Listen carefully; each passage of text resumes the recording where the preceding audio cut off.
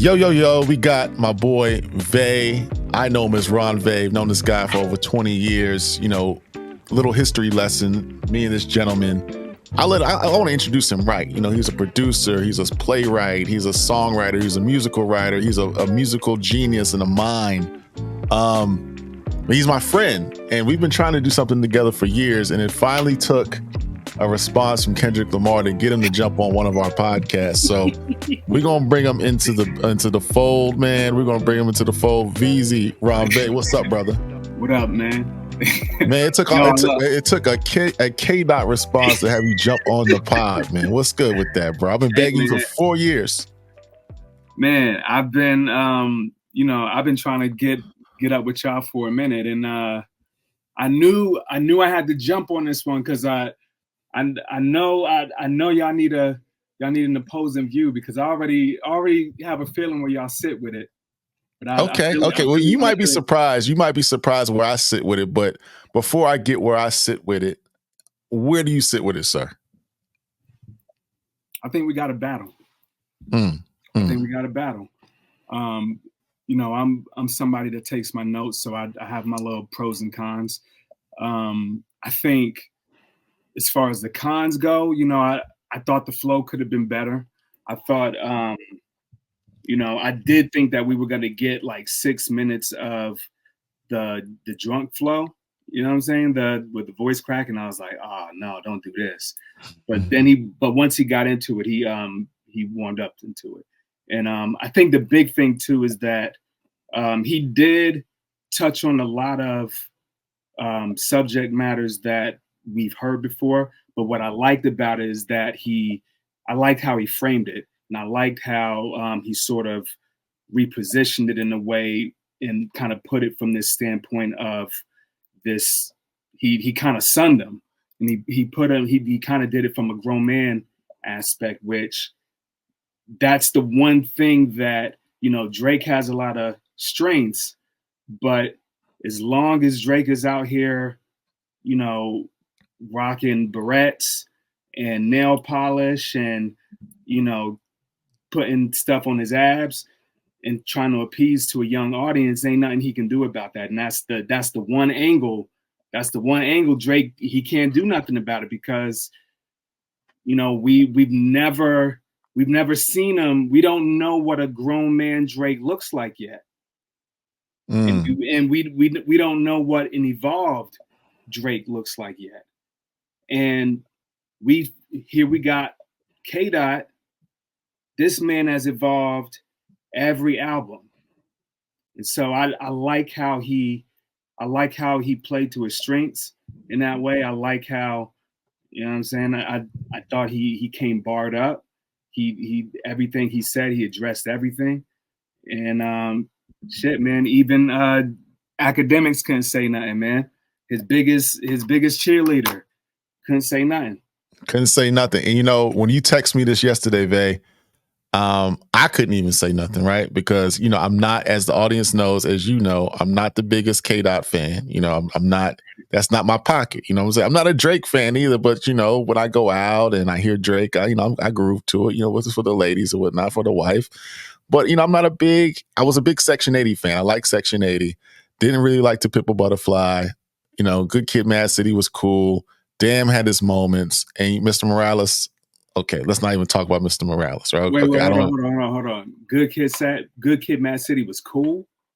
I liked it. For me, it was cool to me. You know what I'm saying? It was cool to me. It wasn't, you know me, man. You know how I rock. You know what I'm saying? Okay. It wasn't no Illmatic for me. It wasn't no It Was Written for me. It wasn't. That's the lane that I'm in. I didn't know you felt that way. I didn't know you felt that way. It was cool. It was cool. Maybe I need to revisit it. But you know what? All that being said, when I heard the record, when you text me yesterday morning or yesterday afternoon when it dropped, I got to give it to him. The theatrical rap.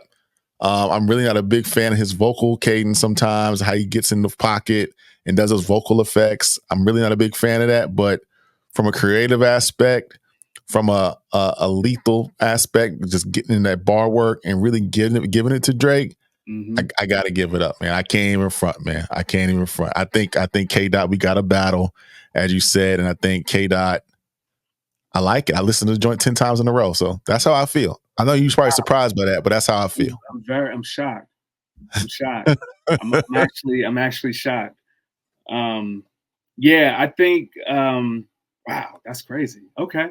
I feel like the thing that I kind of discovered most from the reactions was this divide that we have amongst the culture, right?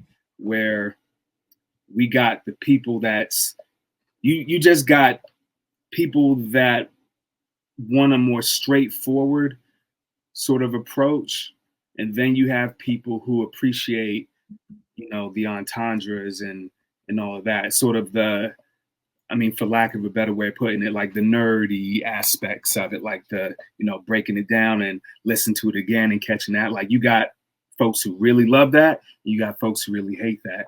And I feel like I would, the thing I'm missing though is from the reaction, because it feels split, it feels divided. Like, it feels like, because looking on other sites, they've done polls, and I've seen some polls where Kendrick was the winner, and then I've seen the ones like I think it was Complex, where Drake was the winner. And me, I wish people could sort of be more objective about it and just say, like, if you don't like Kendrick, just say you don't like Kendrick, but don't sit here and say that he ain't come hard on that shit. Don't say that he didn't spit that shit. Like, it's, as somebody that listens, if you are somebody that consumes rap, like, come on, man. Right. Like, And what are we talking about? What are we talking about? And you're not just a consumer. Let me educate the audience. When I gave you an introduction, I said you are a songwriter, you are an actor, you are a playwright, you are a musical director, you're a film director. But Ronvé is actually where I got to know Vay from, as being an MC, and he's still an MC, and he's got that bar work. So this guy on our show today, he knows what he's talking about. And hopefully it won't take a K-Dot or Drake response for you to hop back on. But Nah, man, I'm here. I appreciate it. No doubt. What's crazy is that this is crazy because you was my first friend at Pebblebrook, and I don't know if you remember the first thing we ever talked about. Do you remember the first conversation we ever had? I got two choices here. Was it about Jay? It wasn't about Jay. It was a hip hop conversation, but do you know who it was about? Who was it about? Fresh my man. I'm getting old, Vay. It was about cannabis, right? Okay. Yeah. Okay. I remember it like it was yesterday, because you loved that line from Common's song, that the joint that he slaughtered with Common. See, if I click and drag long enough, I get the ass. You know what I'm saying? I remember that conversation like it was yesterday, man. Yeah. That's why we connected, man. We always connected on the music tip, man. And I was your CD burner at one point. Remember that? You remember? You used to have a request like every damn Friday. I think you broke my my computer, man. I burned 3 CDs for your ass, man. Crazy. So Vay, let me ask you this though, because I know you, and like I said, I agree with you wholeheartedly, man. I think that this record, he started off, it has 2 beat changes. The first part of the song is just in that three beat changes. 3 beat changes. So I think that's on purpose. Yeah. So he had three switches. Three switches. Oh, that is on purpose. That is on purpose. He has 3 beat changes, and the songs kind of shift, and he gets as it goes more and more and more, he gets more lethal and more lethal and more lethal. You know what I mean? Right. And I thought it was one of the most creative diss records I've ever heard. We can do a list one of these days. It's by far, Mike is a big Black Slim Shady fan, but it's by far one of the most creative diss records I ever heard. And one thing I did notice though, he said he didn't want to go personal on the first verse, right? But then he got really, really personal when he starts talking about him being a father to his son. That was kind of deep. That was kind of low. He did, but I don't think that's going deep for him. I think that sort of going back to my earlier point, repurposing information that we already know about him. I like how he framed it, but something tells me that he has more. Something tells me like that's like this might be the tip of the iceberg. I get the feeling that for him, you know, how deep do you want to go with this? You know, because for like I get the sense that this competitive thing, the back and forth, this is nothing to him. This is a friendly fate for him, and this is how he gets down, and it's not personal. And I think that's the scary part where I don't get that from Drake. I think that this is personal for Drake, and I feel like Drake has something in the works already if nobody's like writing for him. Because this is the thing too. I don't even know if I don't know what he wrote. I don't even know if he wrote Push-Ups. I'm gonna get to that point because we haven't had this conversation on this pod between you and I, or you or Mike yet. When you say right, what do you mean by right? I think he wrote the record. I think he wrote Push-Ups. You all right? Because it sounds Drakey and it sounds snarky. It sounds petty. It sounds something like Drake would say is getting to know him over time. But when you say right, because I've heard that Drake has written for others. I've heard people have written for Drake. Absolutely.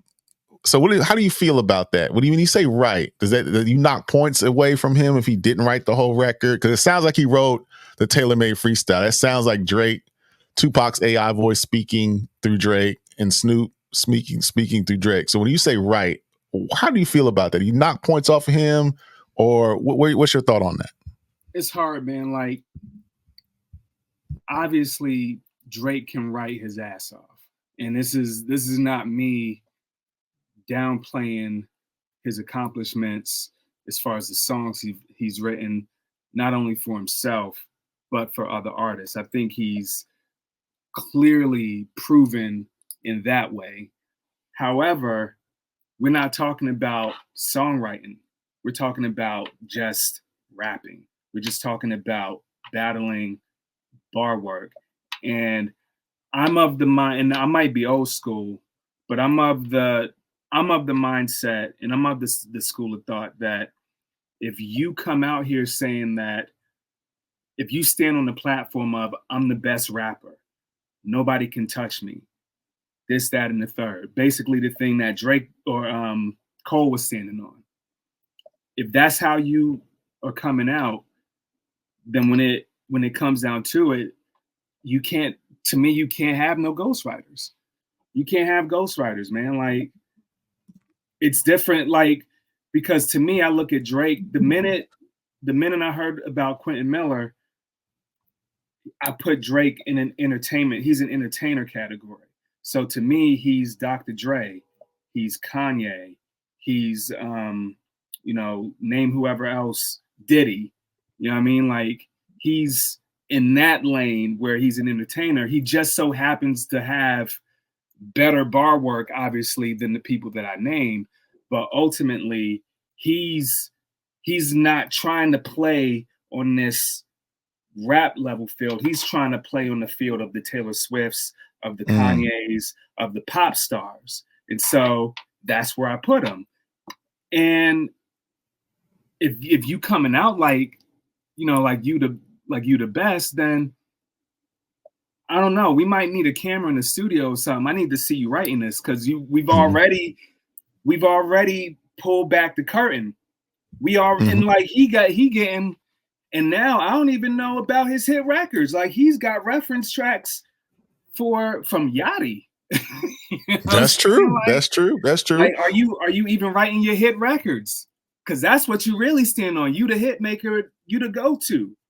And right. Now you getting hit records from Yachty? I don't know. That's a good point. So let's just say hypothetically he wrote Push-Ups. What did you think? What did you think about? You thought Push-Ups was tough, or what did you think? No, okay. Push-Ups is mean, man. Push-Ups is tough, and that's why it's like, did you write it? You know, right. It's like when Benzino dropped that M joint, it was like, this is a little too good. But nah. I'm like 50-50 on it, man, because push-ups is hard. but I think that Drake has a way of delivering stuff. Like it's one thing as a writer, it's one thing as a rapper writer to write it, but the rapper still has to deliver it. And I do think that Drake has a way of delivering stuff to make you believe it. Taylor Made, I believe he wrote Taylor Made. Right. And I only believe that he wrote Taylor Made because Pop and Snoop's cadence was in Drake's cadence, which I didn't like. I didn't like that, honestly. But you could tell that he had Pac rapping like Drake and he had Snoop rapping like Drake. And to me, and I know Mike can appreciate this, to me, if you're gonna go there, go there. I thought Taylor Made was whack because if you're gonna get Pac on a record, then you need to embody the cadence. You need to embody the delivery. Like there needs to be some Hennessy, enemy, like something. Like you can't have Pac sitting here rapping like Drizzy, a suburban rapper. Drizzy talk, like Drizzy talk. Drizzy talk, like it, like nah. And it made me appreciate Black Slim Shady Games record even more because of that. Because if you were to put AI vocals on Games record, that shit would sound just like Eminem because he embodies the whole cadence and the spirit of it. Against the motherfucking wall with these raw lyrics, I catapult. None of y'all got the ball big enough to battle. I go on and on like Eric Badu. 100 times nicer than the best is, twice as arrogant as KRS is. Sorry, I'm in my cannabis bag right now, man. I know that cannabis conversation kind of took you down memory lane. Yeah. Took you down. I feel like 97 Cannabis is one of the greatest rappers alive, man. Crazy. Eminem didn't want to see that guy. No. Kendrick didn't want to see that guy. No. Lupe said he can get him. I was about to say the only person I think Kendrick is ducking is Lupe. I think he's ducking Lupe, and I think he's ducking another person. And you're not going to agree with me because you think his heart wasn't in it, his mind wasn't in it, his spirit wasn't in it. But he got light bar work. He gave J. Cole light bars on this Euphoria record. He gave him light work, and I think that was done on purpose. I don't think he wants to wake up Mr. Cole. That's what I think. I just think they fuck with each other. I just think they just strike me as genuine friends. And for some rappers, it's personal, and other people, it's sport. And I think that I believe J. Cole when he said, I think it was on the Middle Child record, if I'm a diss you, it's gonna be something. It's gonna be for a reason. And I don't know if I wouldn't call that ducking. I just think they fuck with each other like heavy. I could be with you with that, Ronvé, but if you made a record, I think the whole record, Might Delete Later, is about Kendrick. So if you fuck with me the long way, you made a record, like 10 records about me, do you really fuck with me? I ain't talking about the 7-minute drill joint. I'm talking about the whole entire record. To me, is about K-Dot. You know what I mean? Right. So what you think? Is it because there's a part of me that feels like he got the internet response, wasn't feeling it, and he copped out. What you think? I think that could be true, but I still think there was enough people in J. Cole's corner. They were feeling it. Like for me, for one, I liked the record. I didn't think it was the best diss record I ever heard, but it was okay. It was okay. It wasn't awful. You know what I'm saying? It wasn't no super ugly type of deal. You know what I mean? But I thought Pie was a dope record, and I think Pie is even more lethal than 7-minute drill. You know what I mean?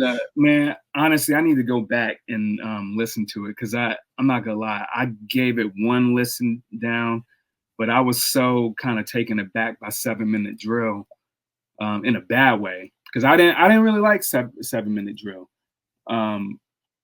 but now I feel like I've at least been validated by it because to me, 7-minute drill felt like his heart wasn't in it. It came off as weak to me. And, we understand that now, but also for me, I like Cole I like J. Cole because of, yeah, his bar work, but also he's relatable. I like J. Cole because of the subject matter that he touches on, the things that he talks about. Like, he reminds me of Nas in that way, not necessarily for the, being the best rapper in the game, being in that bag. And so for me, the only thing that I want from, and I told you this, but the only thing that I want from Cole right now is a classic album. Mm. I was never invested in him battling Kendrick at all. It's not what I wanted to see. I don't think it's what the people wanted to see. If anything, I think the people really wanted a collab album from those two. I was never really interested in seeing Cole in that space, even though I know that he's capable of doing it. But some artists have a higher purpose and have a higher, they just have a higher reach than that. And I think for Cole touches people. Cole has that ability to relate to the common man in a way that I don't even think Kendrick can do. And Kendrick is great in that way, but I think Cole gets in that bag a little bit better. So for me, if the fall off is nothing short of a masterpiece, because this is the thing that Cole, he did say this. I did hear this line on the album. He said he could drop 2 classics tonight. He did say that. He could drop 2 classics. And he ain't dropped a classic yet, because contrary to popular belief, I think Forest Hills Drive is his closest studio album classic, but even that album has holes in it. And I would even say some of that album, I hear a little Kendrick influence in it. That's just me. That's just you. See, I would see Forest Hills Drive as bordering around classic. I give it maybe 4.25. If we're going to source scale, 4.25, 4.5. Yeah, it's at least 4.5. 4.5. I don't want to. We'll have this conversation another day. I like Forest Hills Drive better than any Kendrick album ever. What? This is me. That's just me. Because you just explained it though, Vay. You just explained it. I can relate. Maybe I'm not a West Coast guy. You know what I mean? Maybe I can't get the Good Kid, Mad City. I couldn't relate to it because I'm not a West Coast guy, man. My mom was born in the Bronx. I lived in the South all my life. You know what I mean? So that's just me. It's just me. They're gonna kill me in the comments though. They're gonna kill me in the comments. I know. Crazy. That's deep. We're gonna examine that, Vay. One day. We'll unpack that. So let me ask you this before we wrap. We had a couple other diss records that kind of went under the radar, or diss records. So let's go in order, right? So there was, to me, I thought First Person Shooter was the one that started it all. When the Drake and Kendrick have been battling and going back and forth subliminally for years, right? But I thought that record was J. Cole, Drake planting the flag. We the one of ones. We 1 and 2, umero numero. You know what I'm saying? This is who we are. Right. Then Kendrick came back with Like That. So let's go in order. What did you think about Like That? I like it. I think I thought it was dope. I thought it was cool that to hear Kendrick on a hit record doing this similar to something that Drake would do. I have nothing bad to say about Like That. That's just hard. Okay. So after that, the 7-minute drill came out, and then We Still Don't Trust You came out with Metro and Future, and there was a record on there with A$AP Rocky. He jumped in under the radar. It may be so under the radar you might not even heard it. But did you hear the A$AP joint? And what did you think of the A$AP jumping into the battle? I thought it was tough. I thought he A$AP is an underrated monster. I think somebody said it on this show actually. He just makes rap look very effortless, and so it's easy to write him off. But I think he has a very just natural, gifted rap ability. And so I thought that this was dope. I just think that it went under the radar because we're not really trying to see that right now. Like, I think what the main event is K-Dot and Drake. and that's it. Like even, well, keep going down the line. We'll get to the other. Oh yeah, you're about to get to where I'm going. So on the same day the push-ups came out, Ronvé, the biggest boss, Rick Ross, came out and dropped Champagne Moments. What were your thoughts on that record? Champagne Moments is hard. I don't know. It's like it's hard, and I think this is what I don't know if I needed necessarily the actual track from Ross, but I believe what Ross is saying. I believe that the rappers are coming together like the Avengers because Drake must be on some fuck shit. I think there's a reason. I think there's a reason that everybody wants him out the game, and I don't think it's on no hater. I don't think it's on no hater stuff. I don't think that's just not how these rappers move necessarily. Like Ross, even Rick Ross don't necessarily jump out the window on no beef stuff unless there's a reason. Like he jumped out with 50 just because 50 came at him. He jumped out with Birdman because it seemed like Birdman was doing his friends wrong. But other than that, I believe the content that he's talking about. I believe that there's something that we don't know that Drake must have done that, you know, affected a lot of people. Could it be Drake's that dude and he's just, you know, he's got his female, he's got his female, and they a little salty? It's too easy. That's too easy. Nah.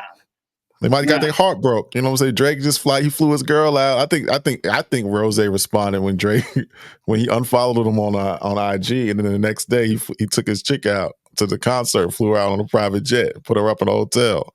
That's when the record came out. So where was the record before that, Vay? That's what I'm saying. That's the point of reference. It was coincidental, wasn't it? It was coincidental, wasn't it? It was a quinkadink. You're right. It was a quinkadink. You know what I mean? You're right. So Ronvé jumped in. He hasn't really responded, only on IG to Ronvé. And then we had another person into the fray. The guy, you know, the man that says he's created music. He's the architect of the last 20 years of music. The artist formerly known as Kanye West, Yeezy, the new Jesus, as he calls himself. What did you think about his Like That remix? I don't think it was as bad as everybody said. I think it didn't get the response that maybe he expected because people were tired of Ye. But I think if we weren't tired of Ye and we were listening to it objectively, it's cool. It's you know, it's all right. It just comes across as him. It just seems like people see that this is a huge marketing opportunity and everybody wants in. Right. Including like somebody, even Ronvé to a certain degree. It feels like, and I think two things can be true at the same time. I do think that Drake may have done some stuff that we don't know behind the scenes, but I also believe that everyone sees how much this has revived the culture. There's an energy behind this, and energy equates to sales. And so to me, that's all I took from Kanye jumping in was like, I got some shit to sell. Let me jump in. And as far as the bar work, it was all right. You know, to me, it's a little late responding to Cole because Cole been got at Kanye, and I'm a Kanye stan, man. I fuck with Kanye, but nah, it was all right. It was cool. It was cool. All right, so man, this is good, man. This has been fun, man. It took an act of God of Kendrick responding for you to come on here, man. You know, we were trying to do a show called Around the Culture. We're pretty going to do that one of these days, but I'm glad to have you on. Mic check, man. According to Hip Hop, one of my day ones, man. What do you want to leave the people with, man? They probably in the comments. There's one or two things happening right now, Vay. They probably like, man, this guy needs to replace Ron and needs to replace Mike. He needs to replace Leroy. This guy needs to be a permanent fixture, or they roasted you in the comments, bro. I think it's the former rather than the latter. But what do you want to leave the people with, bro? Well, I want to leave you with, you were day one, but I'm just proud of y'all.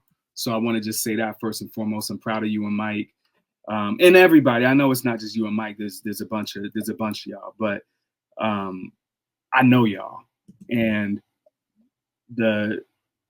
how far y'all have come with this is just nothing short of incredible. So I'm gonna leave you with that. And this is not the last time we're gonna have this conversation. We're gonna keep doing it. And as far as everything else, RonvéO'Daniel.com, man. Working on 6888, the musical, which is about the first about a battalion of Black women who served in World War II, and essentially the reason why women are able to serve in the Army today. We got Once Upon a Rhyme, we got Greenwood about the Tulsa Race Massacre, and and I also have my own material coming forward, the one-man show, Keeping It Hip Hop. So, all right, brother, we love you, man. We'll talk to you soon, bro. Peace. All right, peace.